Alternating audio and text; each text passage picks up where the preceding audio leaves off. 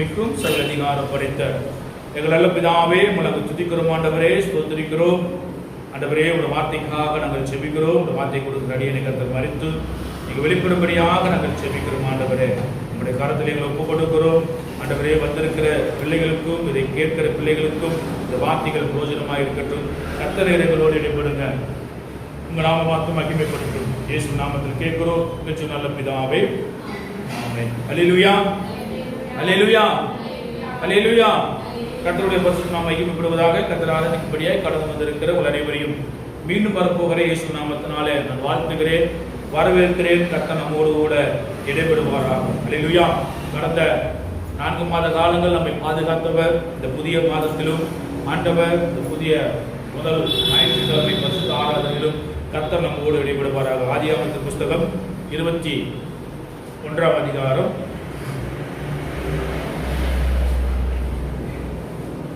ஆதியாகமத்தின் புஸ்தகம் 21ஆம் அதிகாரம் அதனுடைய 22வது வசனத்தின் கீழ்ப்பகுதி.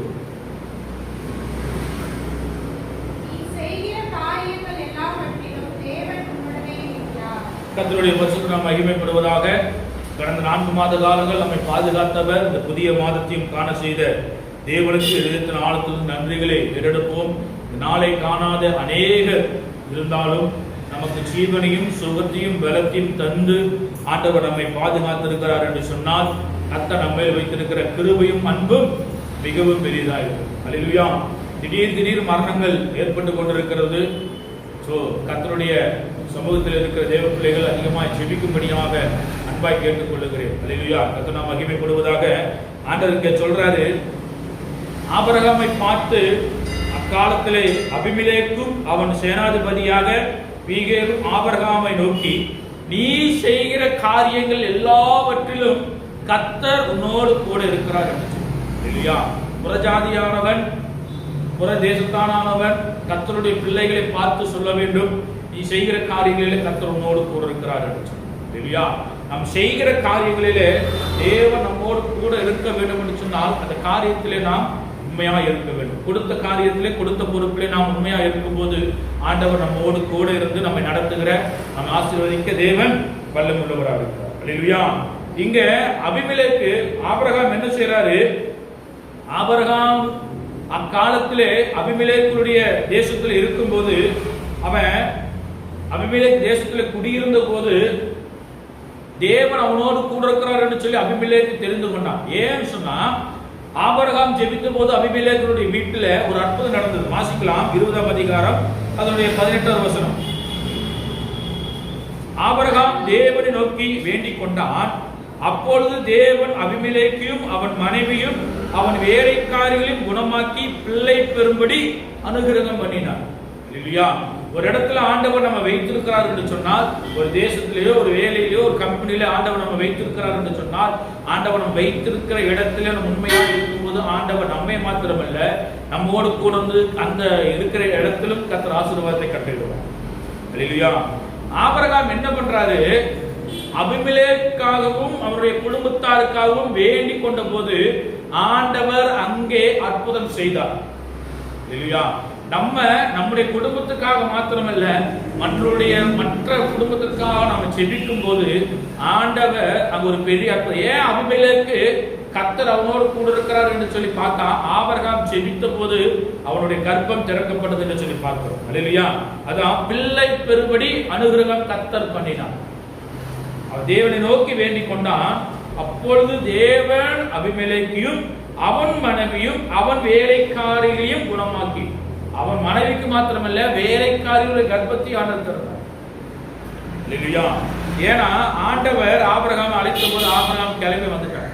கிளம்பி வந்த போது ஆபிரகாம் அங்க அபிமெலேக்குடைய தேசத்துல வந்து குடியிருக்கிறாரு. குடியிருக்கிற சமயத்தில் கேராரிலே தங்கியிருந்த போது அப்பதான் அபிமெலேக்கு அங்க பாக்குறார். சாராய் நிமித்தம் ஆபிரகாம் கொலை செய்யப்படுவான் என்று சொல்லி என்ன பண்றாரு? சாரால வந்து அவர் சகோதரி என்று சொல்லிட்டார். சொன்னதுக்கு அப்புறம் அவங்க என்ன பண்றாங்க? ஆண்டவர் அபிமெலேக்கு சொப்பனத்தில் ஆண்டவர் பேசுறாரு. என்ன பேசுறாரா?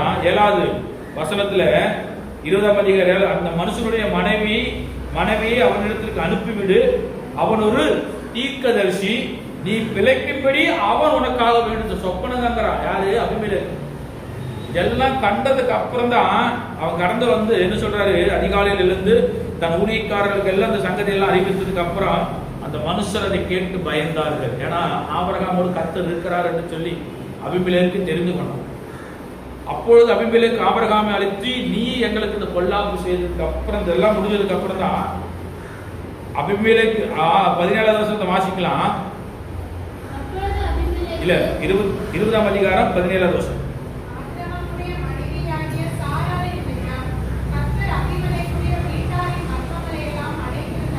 இப்படி ஒரு தேவ மனிதனுடைய மனைவி நிமித்தமாக என்ன பண்றாரு, தேசத்தில் இருக்கிற எல்லாருடைய கர்ப்பத்தை ஆண்டு அடைத்துட்டார்.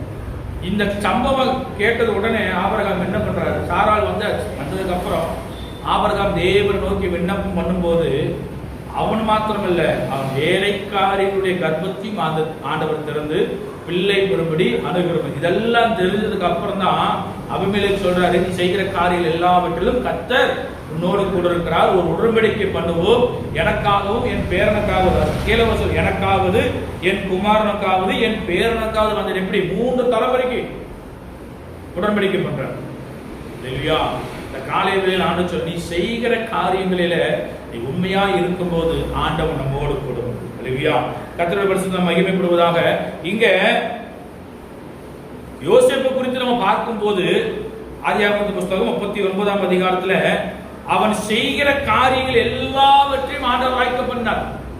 ஏன் வாய்க்க பண்றானா? ஆண்டவர் அவனோடு கூட இருந்தார். யோசேப்பை குறித்து நீங்க பார்க்கும்போது, யோசேப்பு தன் சகோதரரால் விற்கப்பட்டதுக்கு அப்புறம் எகிப்து கொண்டு போகப்பட்டான். எகிப்துக்கு கொண்டு போவதற்கு முன்பாடி தன் தகப்பனுடைய வார்த்தைக்கு கீழ்ப்படிந்து நடக்கிற உண்மையுள்ள மனுஷன் அல்லேலூயா. ஆதியாகமம் புஸ்தகம் 37ஆம் அதிகாரம் 1ல சொல்லப்பட்டிருக்கிறது, யோசேப்பு தன்னுடைய சகோதரர்கள் செய்யும் தவறை தன் தகப்பனுக்கு மறைக்காமல் சொல்லுவான். இப்போ ஒரு தப்பு பண்ணிட்டாங்கன்னு சொன்னா அந்த தப்பை தகப்பனுக்கு மறைக்காம சொல்லுவான். ஆனா இந்த நாட்களில இந்த சூழ்நிலை நம்ம என்ன தப்பு பண்ணாலும் அதை மறைக்க. ஆனா நீ மறைக்கிறதல்ல, ஆண்டவர் பார்க்கிற ஒருவர் உண்டு இல்லையா? நம்ம என்னதான் தவறு செய்தாலும் என்னதான் காரியம் செய்தாலும் மனுஷனுக்கு மறைக்கலாம், ஆனா ஆண்டவர் பார்த்து கொண்டிருக்கிறார் இல்லையா? அங்க யோசேப்பு என்ன பண்றாரு, தன்னுடைய சகோதரர்கள் செய்யும் தவறை தன் தகப்பனுக்கு சொல்லிக் கொடுத்த நிமித்தமாக அவர்கள் அவனை பகைத்தார்கள் என்று சொல்லி பார்க்கிறோம். பொறாமை கொண்டாங்க, பகைத்தார்கள், அவனை கொல்ல வேண்டும் என்று சொல்லி பார்த்தாங்க. அதுக்கப்புறம் நடக்கிற சம்பவம், அவர் என்ன பண்றாரு, தகப்பனை யோசேப்பை கூப்பிடுறாரு. சகோதரருடைய நலம் விசாரிக்க ஆடு மேய்க்க போயிட்டாங்க, ரொம்ப நாள் ஆச்சு காணா, என்னன்னு சொல்லி பார்க்கலாம் சொல்லி கூப்பிடும் போது உன்னை அனுப்புவேன் வா என்று சொன்னாரு. ஆனா 13வது வருஷத்துல யோசேப்பு என்ன சொல்ற தெரியுமா, தன் தகப்பனுக்கு கீழ்ப்படிந்து உண்மையா ஆண்டவர், அப்ப நான் போறேன். வாசிக்கலாம், அது 13வது வருஷம்.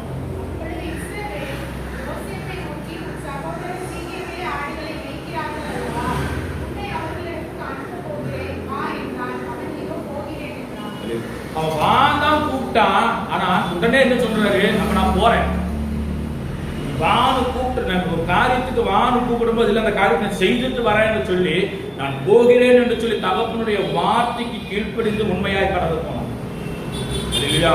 யோசேப்பு அவன் உண்மையை கண்டு ஆண்டவர் அவனை ஆசீர்வதிக்கவில்ல, அவன் மேல் வைத்திருக்கிற தரிசனத்தை ஆண்டவர் நிறைவேற்றும்படியாக ஆண்டவர் அவனோடு கூட இருந்தார் என்று சொல்லி பார்க்கிறோம் இல்லையா? யோசேப்பு எத்தனை முறை அவன் சகோதரர்கள் அவனை கொலை செய்ய பார்த்தாங்க, கீழே குழியில போட்டாங்க. ஆனா அந்த குழியிலிருந்து எடுத்து அவர்களை இஸ்மவேல் இடத்துல விற்று போட்டார்கள். விற்றதுக்கு அப்புறம் என்ன நடக்குது, 39ஆம் அதிகாரத்துல எகிப்துக்கு கொண்டு வந்த போது போத்திபார் அவனை விலைக்கு அடிமையாக வாங்குறான். போத்திபாருடைய வீட்டுக்கு போறான். போத்திபாருடைய வீட்டுக்கு போன போது கர்த்தர் யோசேப்போடு இருந்தார் என்று சொல்லி இருந்தார். அவன் காரிய சித்தியுள்ளவனானான். அவன் எகிப்தினாகிய தன் எஜமான் வீட்டிலே இருந்தான் என்று சொல்லி பார்க்கிறோம் இல்லையா? யோசேப்பு எகிப்துக்கு அடிமையாக கொண்டு போகப்பட்டான், போத்திபார் வீட்டில் இருக்கிறான். ஆனா அடிமையாகத்தான் கொண்டு போகப்பட்ட என்று சொல்லி அவன் தனக்கு கொடுத்த வேலையில அவன் உண்மையா கொடுத்த வேலையில உண்மையா இருந்தான். உண்மையா இருந்த போதுதான் ஆண்டவர் யோசேப்பின் காரியத்தை கர்த்தர் வாய்க்க பண்ணினார் என்று சொல்லிப்பார் இல்லையா? வாசிக்கலாம் 3வது வசனம், 39ஆம் அதிகாரம் அதனுடைய 3வது வசனம்.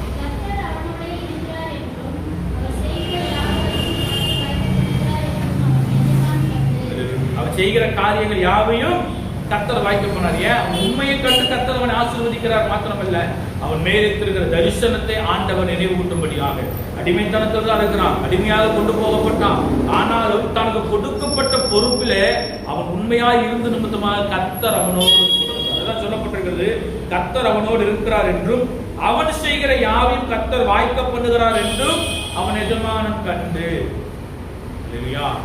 காலை வேளையில் ஆண்டவர் சொல்லுகிறார், நமக்கு ஆண்டவர் ஒரு பொறுப்பு கொடுத்திருக்கிறார் என்று சொன்னார். அந்த பொறுப்பில் நம்ம உண்மையாய் செய்யும் போது அதை பார்க்கிற மற்றவர்கள் கர்த்தர் அவனோடு கூட இருக்கிறார் என்று சொல்லி நம்மை மாத்திரமல்ல, நம்ம குடும்பத்தை மாத்திரமல்ல, நம் வேலை செய்கிற ஸ்தலத்தையும் கர்த்தர் ஆசீர்வதிக்க வல்லம் கொடுக்கிறார். இல்லையா? ஏன்னா நம்ம கொஞ்சத்துல உண்மையா இருக்கணும். ஆண்டவர் நமக்கு கொடுக்கிற காரியத்துல, ஆண்டவர் நமக்கு கொடுத்திருக்கிற பொறுப்புல உண்மையா இருக்கும் போதுதான் ஆண்டவர் நம்மை ஆசீர்வதிக்கிறார்.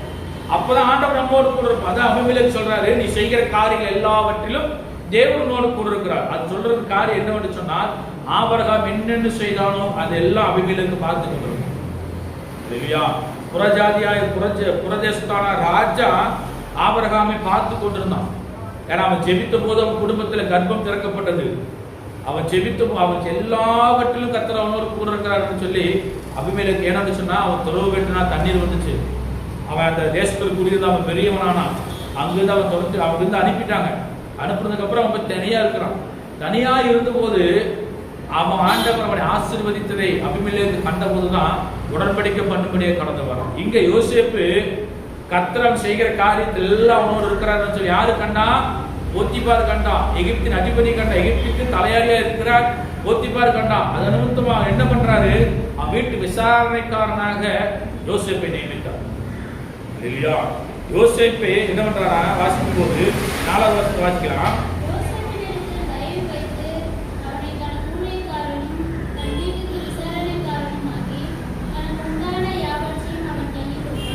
அவன் வீட்டுல இருக்கிற எல்லாத்தையும் ஒப்பு கொடுத்துட்ட விசாரணைக்கிறதுக்கு. அவன் சாப்பிடுற அவன் மனைவியை தவிர பாக்கி எல்லாமே அவன் விசாரிக்கணும். அங்க வேலை செய்கிற அடிமை, இவனுக்கு கீழே இருக்கிற அடிமை, இவனுக்கு மேல இருக்கிற அடிமை, எல்லாத்தையும் யோசிப்பு விசாரிக்கணும்.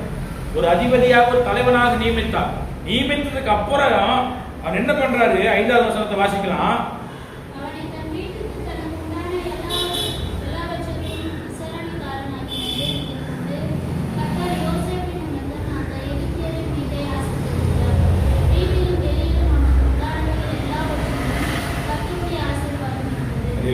என்ன பண்றாரு?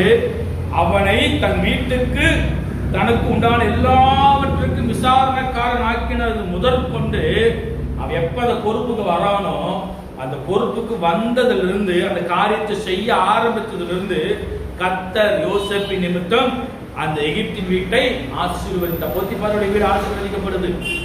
காலையில் ஆண்டவர் சொல்ல, நீங்க செய்கிற காரியத்து நிமித்தம் கர்த்தருடைய நாமம் மகிமைப்படுவதோ இல்லையோ, அது நிமித்தம் நம்முடைய குடும்பம் ஆசீர்வதிக்கப்படுவதை காட்டிலும் நம் இருக்கிற இடம், இருக்கிற ஸ்தலம், வேலை செய்கிற இடம் ஆசீர்வதிக்கப்படும் என்று சொல்லி கர்த்தர் சொல்லுகிறார். அல்லேலூயா. அதுதான் யோசேப்பு. அவன் கொடுக்கிற பொறுப்புல உண்மையா இருந்தான். அந்த பொறுப்புல உண்மையா இருந்தபோது கர்த்தர் அவனோடு கூட இருந்து அவனை மாத்திர பாருங்க, அவன் வீட்டிலும் வெளியிலும் அவனுக்கு உண்டான எல்லாவற்றையும் கர்த்தர் ஆசீர்வதித்தார். சும்மா விடல.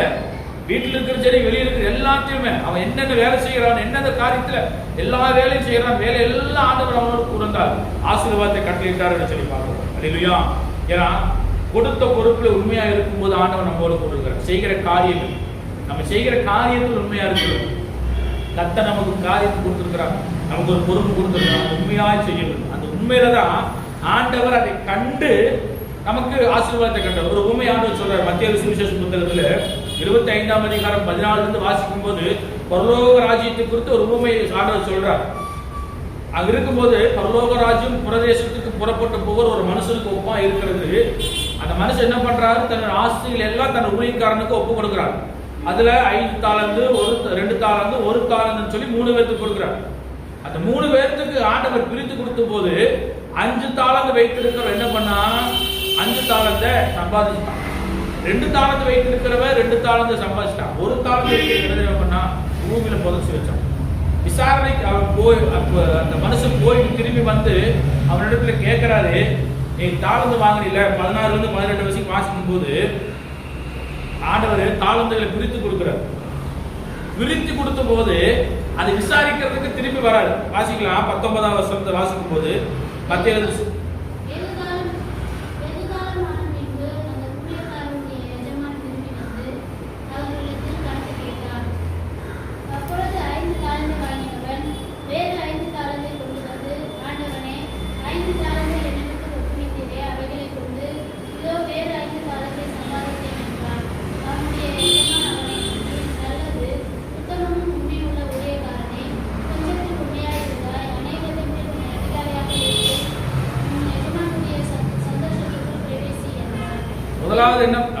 முதலாவது என்ன பண்றாரு? விசாரணைக்கு வராரு.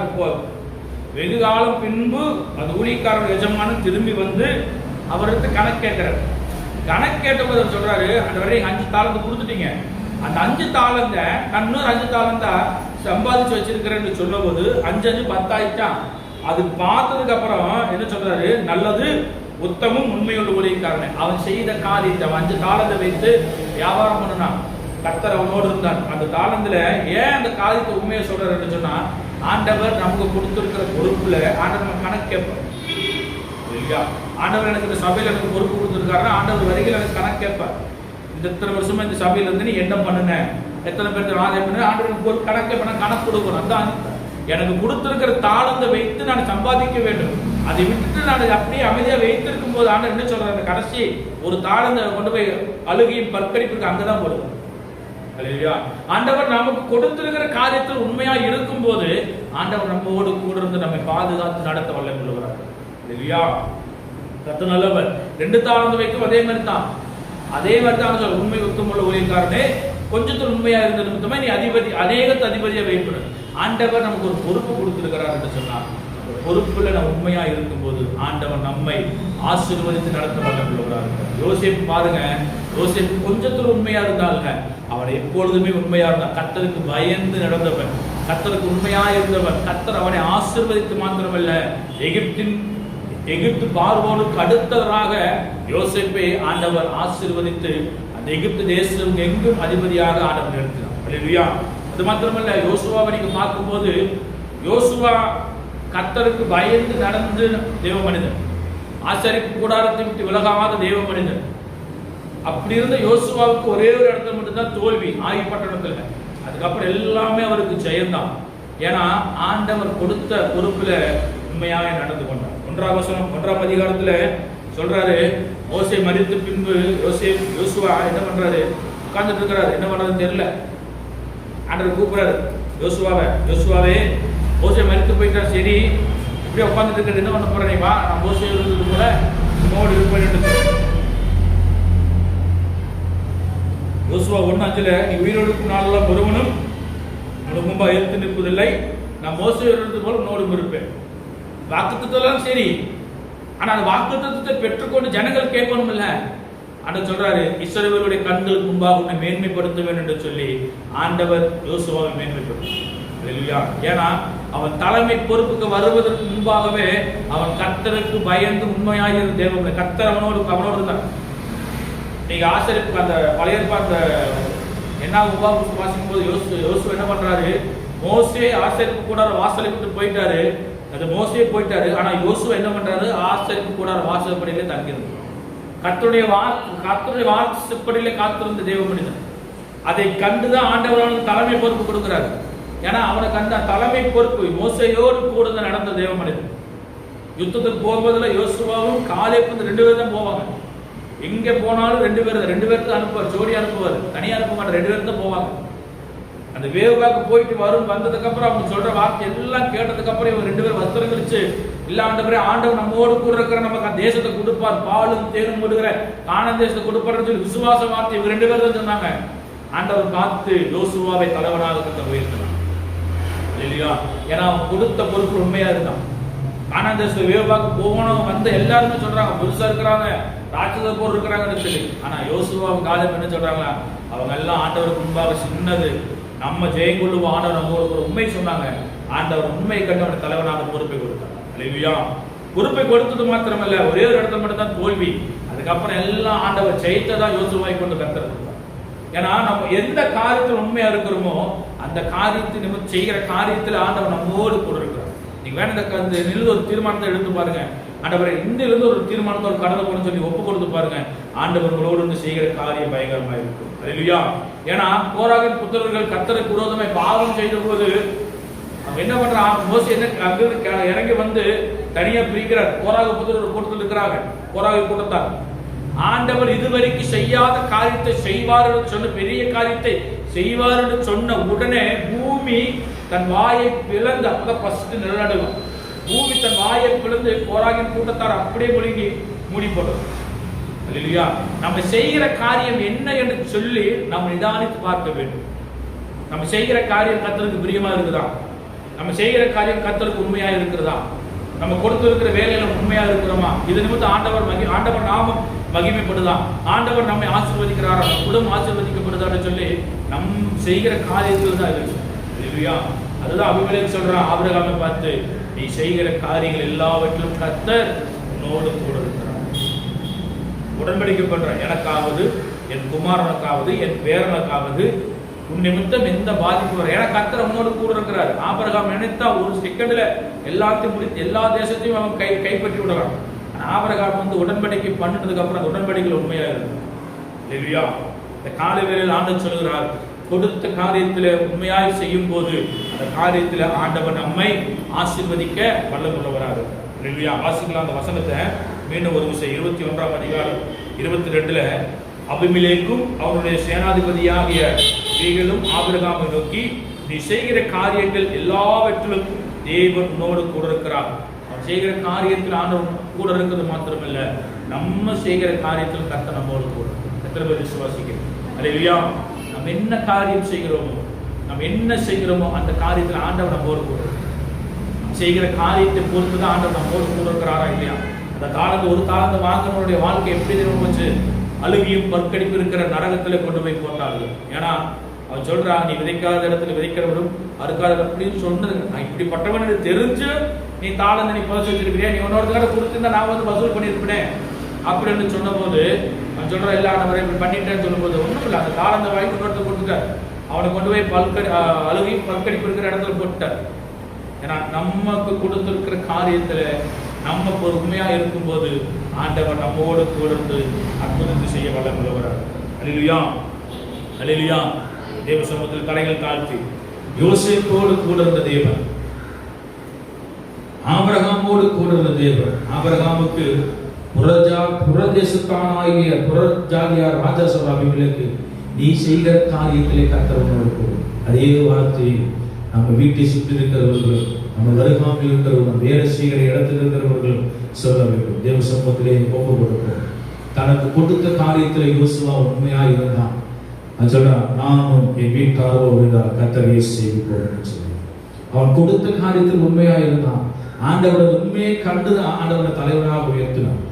யோசேப்பினுடைய உண்மையை கண்டு அவன் செய்கிற காரியத்தில் எல்லாம் கர்த்தர் அவனோடு இருக்க காரணம், அவன் பாவம் செய்யாமல் அவன் மனிதன், தேவனுக்கு பயந்திருந்தவன். இந்த காலையில் ஆண்டவர் சொல்கிறார், நாம் செய்கிற காரியத்தில் கர்த்தர் நம்மோடு கூட இருக்க வேண்டும் என்று சொன்னார்.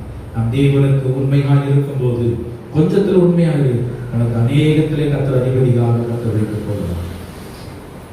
தேவசமத்தில் ஒப்பு கொடுப்போம். ஹல்லேலூயா. தகப்பனே, உமக்கு நன்றி செலுத்துகிறோம் ஆண்டவரே, உமக்கு துதிக்கிறோம் ஆண்டவரே, உமக்கு ஸ்தோத்திரிக்கிறோம். ஹல்லேலூயா. ஹல்லேலூயா. இயேசுவே, உமக்கு ஸ்தோத்திரம் ஸ்தோத்திரம் ஸ்தோத்திரம் ஸ்தோத்திரம் ஆண்டவரே. தகப்பனே, நீர் கொடுத்த காரியத்தில் நான் உண்மையாக இருக்கேன் ஆண்டவரே, எங்களுக்கு கிருபை செய்யுங்க ஆண்டவரே. ஹல்லேலூயா. ஹல்லேலூயா.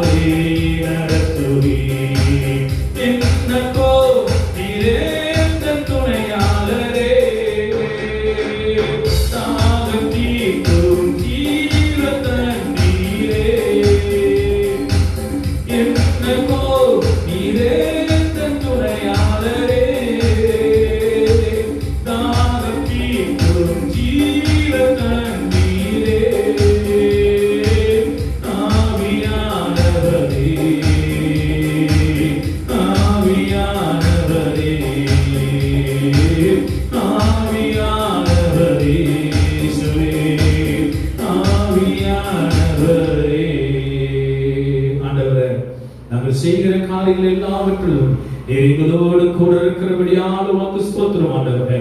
வானத்திற்கும் பூமிக்கும் சர்வ அதிகாரம் படைத்த நல்ல பிதாவே, இந்த பரிசுத்த ஆராதனை காலை வேளையில கர்த்தர் எங்களோடு பேசின ஒரு வார்த்தைகளுக்காக ஸ்தோத்திரம்.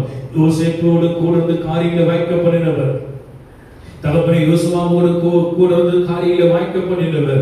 ஆண்டவரே ஸ்தோத்திரிக்கிறோம். ஆண்டவரே அப்பா ஸ்தோத்திரிக்கிறோம். தாளந்துகளை பெற்றுக்கொண்ட ஆண்டவரே ஊழியக்காரனுடைய அப்பா கூட இருந்து ஆண்டவரே காரியங்களை வாய்க்கப்படின தேவன். ஆண்டவரே எங்களோடு கூட இருந்து எங்களுடைய காரியங்களை எல்லாம் கர்த்தர் வாய்க்க பண்ணி எங்களை ஆசீர்வதிக்கிறதுக்காக ஸ்தோத்திரம். ஆண்டவரே வந்திருக்கிற ஒவ்வொரு தெய்வ பிள்ளைகளை கர்த்தர் ஆசீர்வதிங்க, ஒரு குடும்பங்களை கர்த்தர் ஆசீர்வதிங்க, பலப்படுத்துங்க, பாதுகாத்துக் கொள்ளுங்க.